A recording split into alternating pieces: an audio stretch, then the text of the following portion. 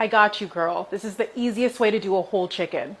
If you're new to cooking whole chicken, you're going to want to spatchcock it. That just simply means removing the spine so the chicken can lay flat. This helps it cook evenly throughout the entire cooking process.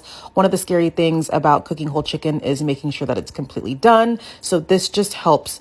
Now, I told you I was going to show you an easy way, so I have a few tricks up my sleeve. The first one is using a spoon to separate the skin from the actual meat.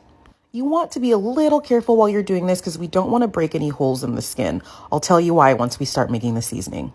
You want to go around the entire breast and do not forget the legs and thighs. That's a part of the whole chicken that people sometimes forget to season. Thick thighs save lives, so make sure you get that spoon all the way down there.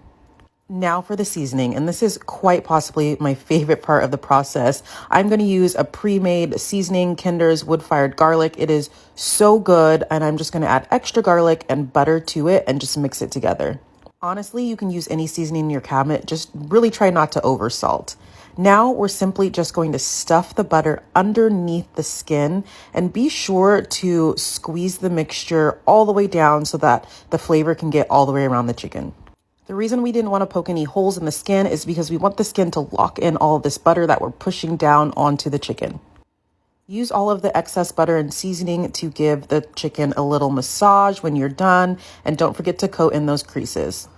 My last little trick here is take a fork upside down underneath the skin and pierce the meat so that during the cooking process, all that flavor can drip into the meat of the chicken.